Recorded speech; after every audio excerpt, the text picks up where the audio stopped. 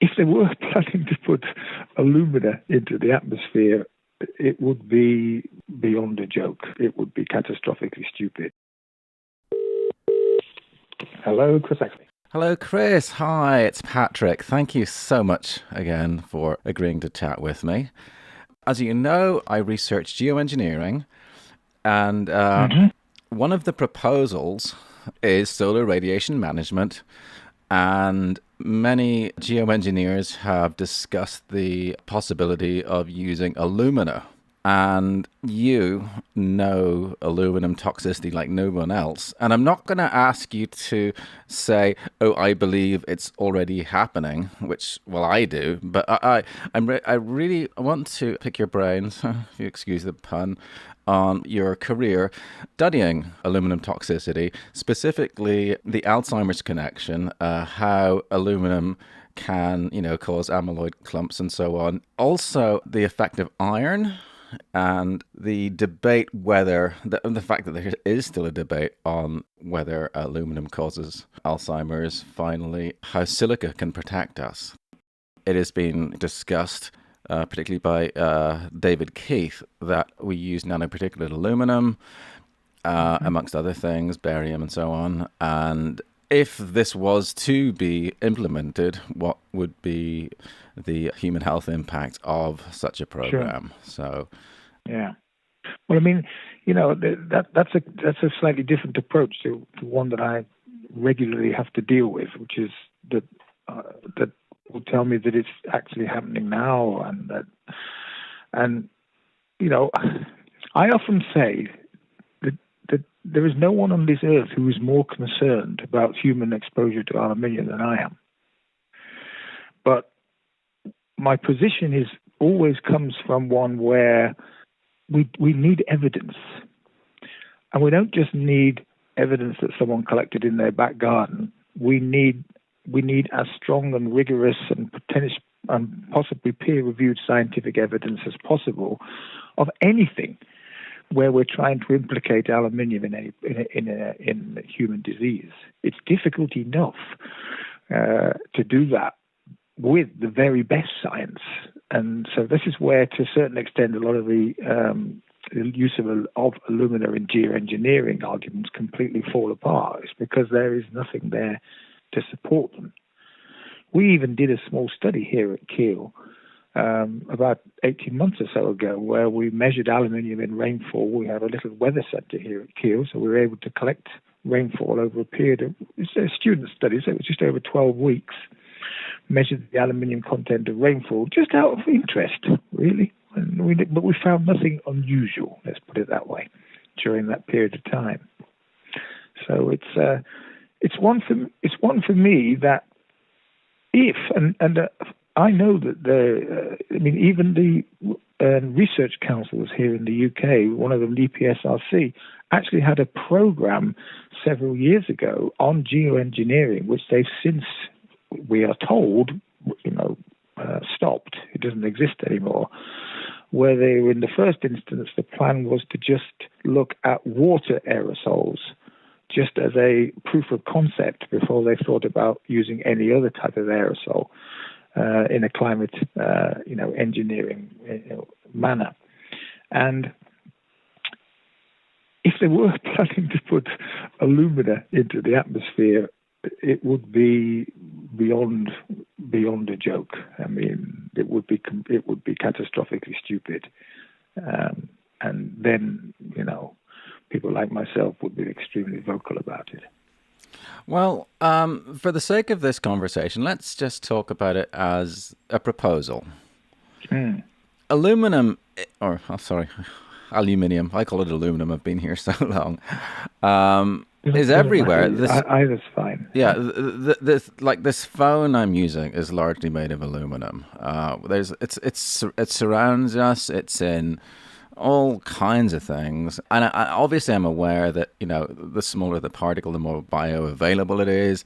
Whether it's inhaled or ingested orally, there are different particle sizes. There are a lot of factors. I remember, I think it was in the 80s, the Camelford disaster. That was the first time I realized that Yeah, 1988. Yeah. Was that the event that got you interested in studying this? No, I started quite a lot before then. I started when I was a student at Stirling University working on aluminium toxicity in fish. So that was 1984 when I started my work. So that's 30 years more. You've been studying this. Absolutely. Yeah, it's been my whole academic life. What does aluminum do when it gets inside your body? And also, there's aluminum and alumina. Alumina being Al2O3. The basically sapphire is alumina. Yeah, there are many minerals that are made of aluminium. Absolutely right. And what you have to understand about aluminium. First of all, and to be honest with you, you can get all of this through my blog and my website and my papers. So I'm going to give you a very brief summary of it. First of all, it has absolutely no biological function in any living organism. So the only thing that we know aluminium to do is to be toxic. And we know it's toxic because it kills fish in acid lakes, it kills trees. We know that on those rare occasions where aluminium has got into human tissues, it has caused toxicity. An example of this being something called dialysis encephalopathy, where people on renal dialysis machines received large amounts of aluminium, which went to their brains. It was neurotoxic and produced a sort of immediate madness followed by death. So the neurotoxicity of aluminium, the toxicity of aluminium, all of these things are absolutely in stone. They are not controversial in any way whatsoever. The controversy really is everyday exposure to aluminium. Does our everyday exposure to aluminium, for example, contribute to chronic human diseases such as Alzheimer's disease? And again, this is, that's a subject area that I've been working on for more or less 30 years, even in Alzheimer's disease. And it's only recently, in fact, last year, I published a paper where I put my head on the block to say that I now believe that the evidence is so strong that when aluminium reaches a certain concentration in brain tissue, it will be a major contributor to Alzheimer's. In fact, I went as far as saying that it's highly likely that if there was no aluminium in brain tissue, there would not be Alzheimer's in the normal lifetime of individuals. So it's initially you're talking about many different ways in which we are exposed, including some of the ones you talked about, and one that would be relevant in the geoengineering scheme would be potentially its uptake through your nose and your lung. And again, you might be talking about the type of aluminium being an aluminium oxide, as you mentioned, alumina. Aluminium oxides can be quite inert. In other words, if you take a grain or take a little piece of alumina and drop it into a glass of pure water, it doesn't instantly dissolve to give you free aluminium, which is the form of aluminium which is toxic. But it does dissolve over time, and in a biological environment, it is a source of biologically available aluminium. So there are almost no inert forms. Even your phone, if you dropped it into some water over time, there would be, slowly but surely, the release of some free metal from its surface. But those types of aluminium which are potentially more toxic are those that deliver the free form of the aluminium that can bind to all the biological molecules most quickly. And so, yes, you get different types of reactions and different types of responses to different forms of aluminium arising via different routes.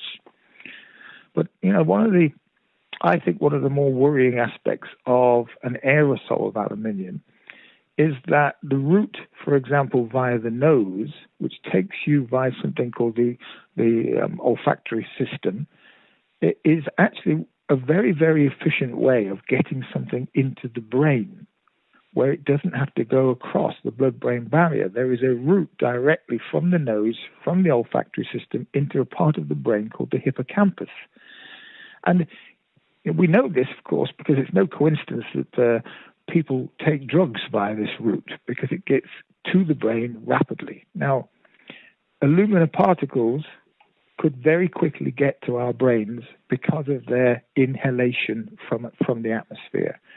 These alumina particles in the first instance would not be immediately toxic, well, unless they're in very, very large amounts, but that's unlikely. But they would go into the brain, and they would probably stay there, and they would be slowly processed, and they would be slowly dissolved over time, and they would add to all the other ways in which we are all exposed to aluminium in our everyday life. And so they will contribute substantially to the aluminium burden in brain tissue. And that would be a significant worry. I mean, at the moment, we are also exposed to aluminium in, you've probably heard of these things, PM10s, PM5s, PM2.5s, PM stands for particulate material. Many of the particulate materials that are naturally present, naturally inverted commas, natural is the wrong word, but which are present in the air that we breathe, also include some aluminium with them. So they are also contributing to aluminium. So it would be one additional factor, and an additional factor that personally I think it would be one too far in terms of adding to the possible toxicity of aluminium in humans. What actually is Alzheimer's, and what happens to the brains of sufferers, as the disease progresses, and what part do you see aluminum playing in that pathology? Yeah, well, I mean, Alzheimer's is a continuum of many ways. The first thing that happens in Alzheimer's disease is probably that neurons, which are responsible for certain activities, start to work less well. We call it become dysfunctional. So it doesn't mean that they've died. It means that they're no longer functioning as well as they should do. And these neurons then become under increasing pressure, increasing stress over years and indeed decades, and until a point comes when the neuron is no longer a viable operating system, an operating cell. And we have a system in our bodies for getting rid of cells that are no longer working properly. It's called apoptosis. It's called programmed cell death. And probably what happens is either a neuron dies because of programmed cell death, or indeed it could die from a more, we call it a necrotic insult, a more acute type insult. And once you start to then lose neurons, you're not only then impairing function, you're impairing function more rapidly, but you have no sort of regeneration. You have no ability to be able to respond to that. The robustness within the system goes. So quite quickly, once you start to get a rapid loss of neurons, you then get all of the obvious and clear symptoms of Alzheimer's that people know about. And so the disease itself may well be inherent within somebody for, say, 10 years before clear and obvious symptoms occur. And the way that we think that aluminium contributes to this is simply, well, more or less a threshold effect, because we accumulate aluminium in our neurons, in our brain tissue with age.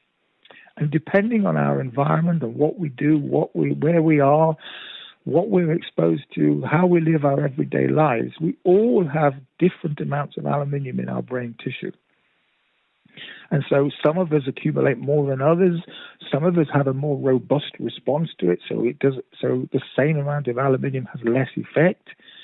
There are many ways in which you can automatically protect yourself against things like, against Alzheimer's disease. One is physical exercise is one. And we think that the reason behind that, of course, is because, or one possible reason behind that is because one of the main ways that the body excretes aluminium is through sweating. So by physical exercise, you keep as much aluminium out of the body as possible.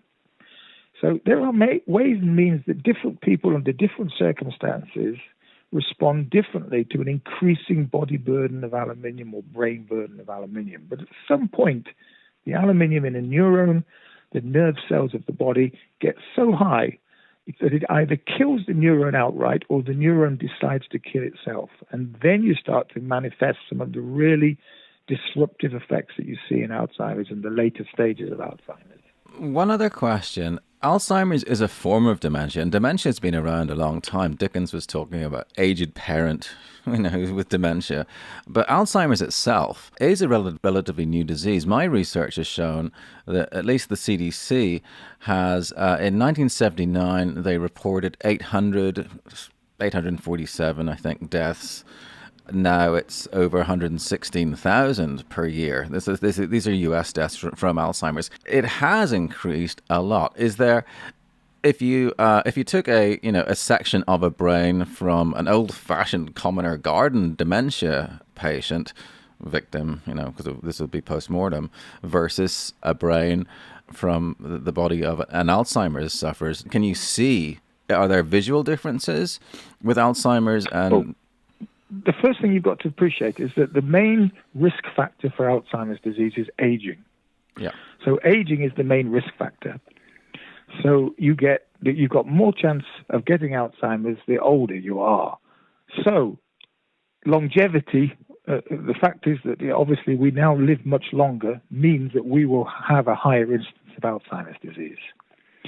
And so, the difference in longevity of men and women has gone up from, the turn of the last century, probably around 50 to 60 years of age, all the way through now to 80 years of age. So there's already a huge additional window in which to develop the disease. Now, in terms of what is dementia, anything which can cause a disruption in neuronal functioning, brain functioning, could be described in some ways as a dementia. So, for example, people who have a stroke often suffer a form of dementia, although that dementia can often be reversible. It can often, after a while, some of the cognitive effects can be recovered because of the ability to regenerate the tissue in those areas, or regenerate some of the connections that were lost in those areas. But to me, Alzheimer's disease is a pretty broad church, a pretty broad umbrella, which encompasses the majority of what we understand as dementia today. Other forms of dementia, which are not of the Alzheimer's type, are relatively rare by comparison. And so Alzheimer's disease is what we today understand primarily as dementia. But anything. So, for example, you can have an alcoholic dementia. You can get alcohol. There are many, many potential toxins which, upon entering the brain, could cause a form of dementia, because dementia in that instance is simply the death of neurons in a particular area of the brain. But Alzheimer's disease, which is, as I said, the most common form of, or at least what we understand as dementia, is something which is more progressive. It happens over a lifetime, and it is, as I said, the major risk factor for it is aging. And since we know that's one of the things that links it with aluminium, because we also know that we accumulate aluminium in our brain with age as well. Yeah. Does that help? Absolutely. You wrote a paper in, what year is this? 2006, aluminum and iron, but neither copper nor zinc are key in the precipitation of beta sheets of A beta 42 in senile plaque cores in Alzheimer's disease. This is in the Journal of Alzheimer's Disease. Yeah. So when you have iron present as well, does this accelerate the progress of the disease? Well, what happens? One of the things you're always looking for is, so aluminium is neurotoxic. Aluminium is present in brain tissue, but what's the mechanism of neurotoxicity? And one of the possible mechanisms, and quite possibly the most important toxic mechanism, is that aluminium is able to act as something called a pro-oxidant. And what that means is that where there is oxidative damage, let's say in brain tissue, and iron compounds are able to produce oxidative damage, if you have aluminium present as well, the aluminium produces like a tenfold increase in that oxidative damage. It's a pro-oxidant. It really accelerates the damage that might have been due to an iron compound alone. So, the relationship between iron and aluminium is probably quite a strong one with respect to the mechanism of aluminium toxicity and neurotoxicity in particular. Oh, that's good to know. As an aside, I do rainwater analysis. I live in San Francisco, so we have relatively clean air. So I'm near the, a few miles from the ocean. And since David Keith's paper, he wrote a paper suggesting we use these little photophoretic, whatever, he suggested using particles which included aluminum, barium, titanium, and iron. So I've been testing. So when I do my rainwater analysis, I test for aluminum, barium, iron, and titanium. And my most recent one I did from last week, had, of course, aluminum was 220 micrograms per liter. Barium and titanium were present as well. But I had iron at 300 micrograms per liter. So there is also iron coming down in the rain. I'm not saying, it's absolutely from the plains, but it's present in the air at least, and the two of those things together are not good, I believe. You were doing in terms of synergisms, or in terms of things where one can make things worse than the other, then yes, aluminium and iron work well together in that respect. I mean, obviously, iron is something the body is used to handling, used to dealing with, and so we have many hundreds of thousands of years of human evolution where iron has been involved in that process. So the body is well prepared for it. It's well prepared for the oxidative damage that iron could cause. We have lots of antioxidants. What it's not prepared for is an addition to that, which is the aluminium. So that's, aluminium is like I always call it, a silent visitor to the body. It's a Trojan horse type effect. The body is just ill prepared for the presence of aluminium, whereas it is very well prepared for something like iron. So it's their combination, yes, which could be much, much worse than either of them alone. I've also read that aluminum and fluoride together can be quite. I mean, there's talk about the pineal gland can be adversely affected by the two things together. Yeah, one thing for sure is that obviously fluoride is not good. It's not good. And if there was the possibility of aluminum fluorides forming in vivo, that would not be good either, because they'd be able to displace things like phosphate and other essential molecules from certain different biochemical processes. The evidence, actual real scientific evidence that aluminum fluorides, fluoroaluminates form in vivo in the body is extremely weak. There's lots of evidence where you can use fluoroaluminates in cell culture systems to produce biological effects, but those conditions that are required are so much more different than any that could really realistically occur in the body. One of my worries about fluoride is more to do with, so for example, if you live in an area where your water is fluoridated, the likelihood is that the fluoride in your water can help aluminium in your gut get across into the bloodstream. So fluoride increases the biological availability of aluminium. Not good. And also, it goes without saying, with all of these materials, particle size matters. A surface area per unit mass. The smaller the particle, the more bioavailable it is. The more, like if you had... in terms of aluminium, the smaller the particle, the more likely it is to dissolve more quickly in a biological medium, like a blood or some other biological fluid. It's also got a possibility, depending upon size. Size will determine how it might be transported around the body. So really small particles of aluminium are particles that might be called nanoparticles, less than, say, 100 nanometers in size. Some of these particles can access cells almost independently of any other mechanisms, whereas larger particles, they need to be taken up by specific mechanisms. So yes, size is important both for accessing different areas of the body and subcellular areas as well, but then also in the rate at which those particles can dissolve to release the biologically reactive form of aluminium, which is Al3+.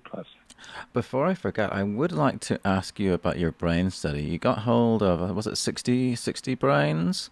And you were studying them. Was it what were you studying the aluminum load, or were you looking at the gross pathology? Or tell me about that paper. Yeah, well, we did a human brain study which was published in I think 2012, and then another paper from that in 2013, where the first instance we measured the aluminium, iron, and copper in 60 human brains.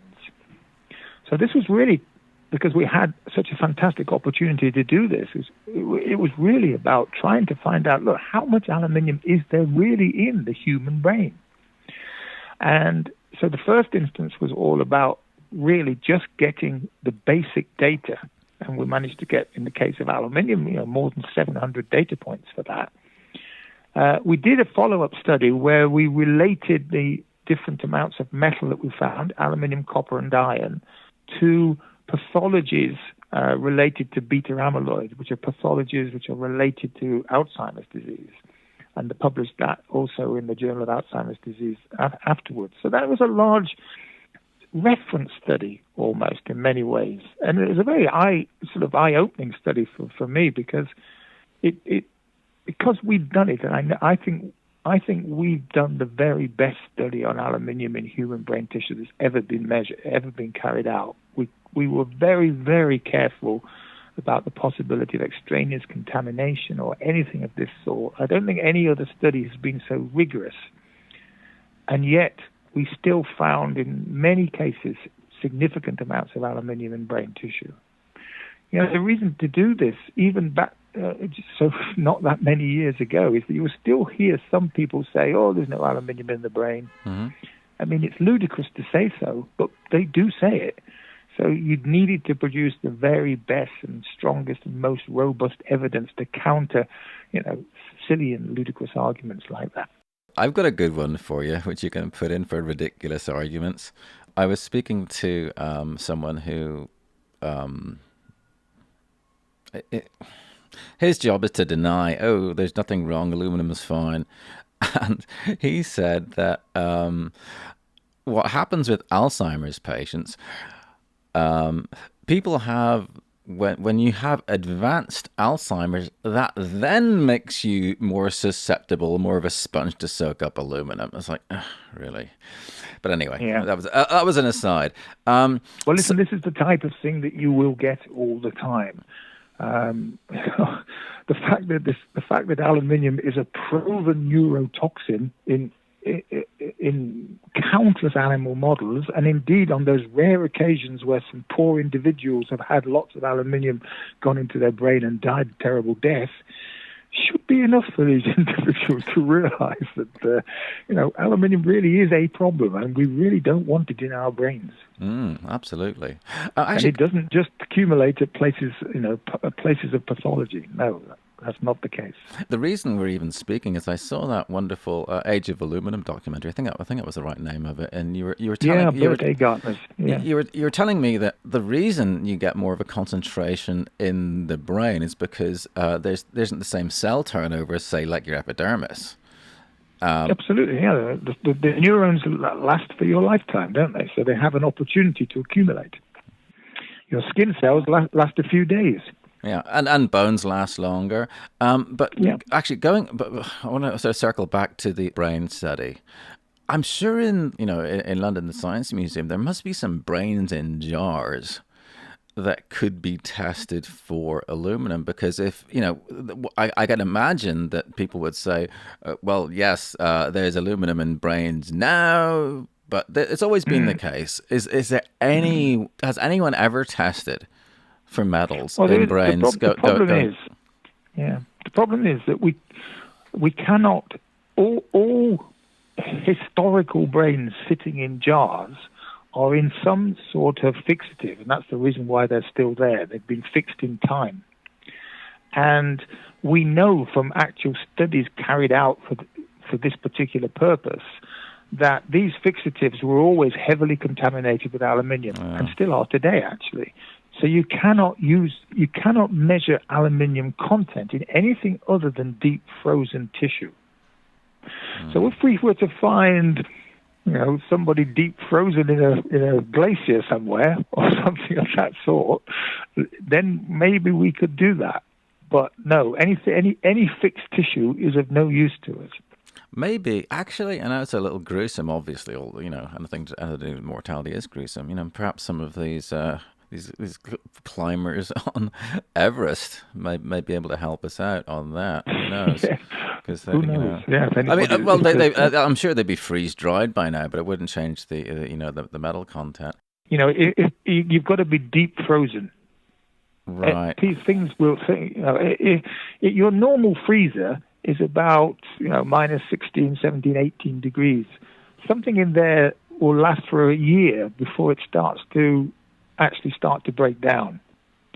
So, minus 80 is where you need to keep something if you want it to stay more or less constant over time. So even though, there may be some instances of individuals frozen in ice and something, the likelihood is that what you get back will be very difficult to deal with, highly likely to be heavily contaminated with any of the environment that they're in. So, we've thought about this a lot because we're very interested to know I talk about the age of aluminium, or the aluminium age, when did it really start? And I honestly believe that the evidence points to it starting more or less at the same time as we learned how to take aluminium ores and create aluminium metal and therefore aluminium salts. And that was at the, mid to the end of the 19th century. So aluminium is as something which is everywhere is a really new concept. Yeah. I don't know whether you've got access to my blog on the Hippocratic Post, haven't you? I haven't actually looked there. I just went to your publications to look for, right. but I will. I'll go on there. On there there's an essay called The Aluminium Age, which I think is a really good example of what our raison d'etre, what we're doing and why we're doing it. And it's well worth a read just to get an idea of where we are coming from, where our research comes from. Mm-hmm. One other thing I'd like to bring up, I actually ordered some nanoparticulate alumina, a 5 nanometer from us-nano.com, and the material safety data sheet says, basically it says it causes tumors. When it's injected into animals, cancer forms. And I know you've mostly been studying the Alzheimer's side of things, but could you speak a little to neoplasms? Well, the other area, the one thing about aluminium is when the aluminium age was in its infancy, so the early part of the 20th century, there were huge numbers of publications about the carcinogenic effects of aluminium. So it was actually first recognized more as a carcinogen than anything else. And for some reason or other, that interest of aluminium as a carcinogen lapsed through the 40s and 50s and 60s, and perhaps is now making a little bit of a comeback because we work on areas such as breast cancer. And the most recent research with breast cancer really does implicate aluminium quite heavily in that disease. So, no, I'm not surprised to hear that aluminium can be a carcinogen. And bearing in mind, did you say these were 5 nanometer particles? Yeah. Yeah, well, these are going to be able to get access, for example, to almost to the nucleus of a cell, where aluminium can cause all sorts of damage, and therefore mutations, and therefore potentially being carcinogenic. So that doesn't surprise me. Perhaps it surprises me that it's actually written on the information. But oh, absolutely! I'll send you the data sheet. When you order it, there's an extra $40 charge for a hazmat handling by FedEx. This is scary stuff. Yeah, scary stuff. Yeah, absolutely. Yeah, I've got some things like, the fingerprint dust that the police have used for years is made of a very, very, very fine alumina. Mm-hmm. And I've got a little jar of that on my shelf here, but I wouldn't open it. I don't want to breathe that stuff in. No, thank you. Absolutely. It's creepy. It's bad. So silica, because the people who have been following the geoengineering thing, people say, "Oh, how do we get rid of these metals?" It was so refreshing when you mentioned when you like drink Fiji water and then you test urine after drinking silica-rich water. The levels of silica match the levels of aluminum coming out in your urine. So it does actually, does it dislodge it? Yeah. How does that not work? Exactly. What we're saying is, I mean, my first research was on showing that silicon protected against acute toxicity of aluminium in fish. So we now know, that silicon is the natural way in which life has been protected against aluminium toxicity since the beginning of life on Earth. So the idea really is to say, well, can we use this concept to protect ourselves against aluminium toxicity?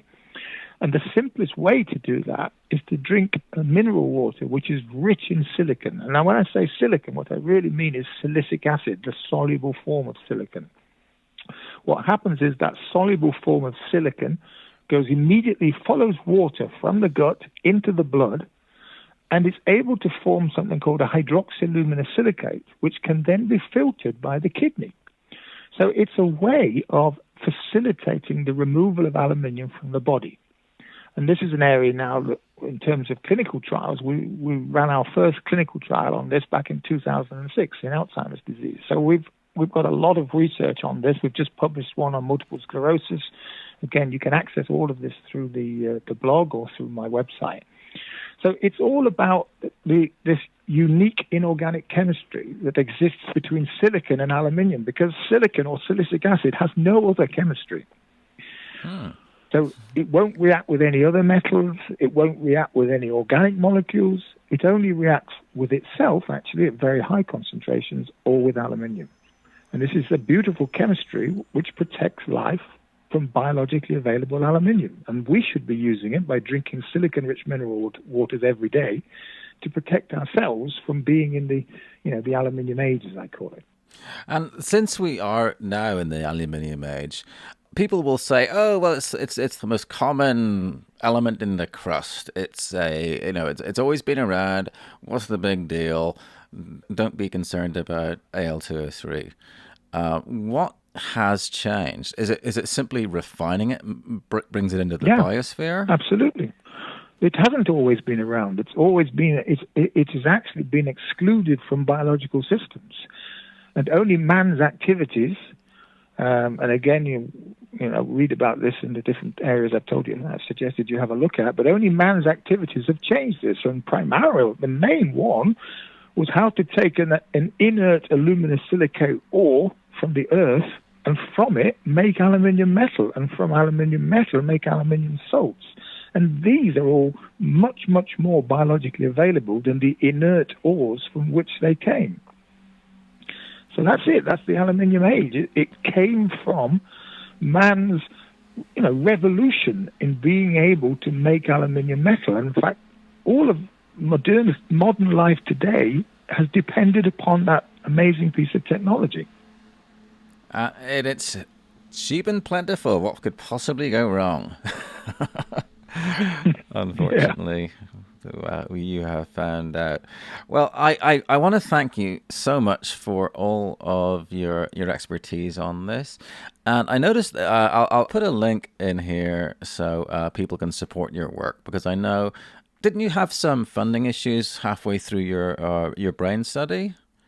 Oh, listen, we have nothing but funding issues now. We cannot get any funding from any conventional sources. All of our research is now funded by philanthropy. It is impossible. No one will fund. None of the government, research councils, major charities. Aluminium is a dirty word. They will not fund it. Yeah. It's changed. It's always been difficult, but in the last 5 years, it's literally impossible. No one gets funding for this type of research. So all of our research is funded through philanthropy. Well, I suggest anyone listening to this, if you can afford anything, send it to Chris. You're doing God's work. We'll be very grateful, and we will put it to very good use. That's for sure. Wonderful. Yeah, great to talk to you, Patrick, and good luck with your investigations. And thank you so much. Oh, by the way, before we leave, I am going to send you some information. I came across an article in Science in 2013 clarifying the dominant sources and mechanisms of cirrus cloud formation. And they found that the cloud condensation nuclei up in the stratosphere, I'll just read the abstract. Formation of cirrus clouds depends on the availability of ice nuclei to begin condensation of atmospheric water vapor. Although it is known that only a small fraction of atmospheric aerosols are efficient in ice nuclei, the critical ingredients that make those aerosols so effective has not been established. We have determined in situ the composition of the residual particles within cirrus crystals after the ice was sublimated. Our results demonstrate that mineral dust and metallic particles are the dominant source of residual particles, whereas sulfate and organic particles are underrepresented, and elemental carbon and biological materials are essentially absent. And, so somehow, and they tested, and they're actually getting aluminum, not even alumina, aluminum being the cloud condensation nuclei. And, obviously I'm not, making one there for the other. No, this is part of the basis. I mean, this is why weather control, they do use salts and stuff, don't they, to make things rain and stuff when they're needed, or to stop things from raining, depending on what they want to do. So, to provide nuclei around which you can form ice crystals and then you can initiate a certain cloud formation of something sort is pretty well known, And the fact that these metals, I mean, these are, they're heavier than air, even though they're small, and the smaller the particle, the more it can blow around and stuff. But, they're finding metals, heavy metals up there where pollen's not even getting up there. So anyway, that's another thing. I will send you this as well. Okay. But yeah, it's an interesting thing, and it's good because a lot of people are just completely unaware that. Because we're so familiar with aluminum, beer cans and it's in all kinds of stuff. And by the way, also another creepy thing was this US Nano where I bought my 5 nanometer alumina stuff. Uses include cosmetics. Yes, of course. Yeah. They're putting. Yeah, they're in lots of cosmetics. Yikes. Yep. And of course, with the underarm deodorant, whatever. That's another thing. But again, I again thank you so much for your time, and I'll send you a link and keep up the good work. We'll keep in touch. All right, thank you so much. All right. All right. Thanks, Patrick. Take care. Bye. Bye.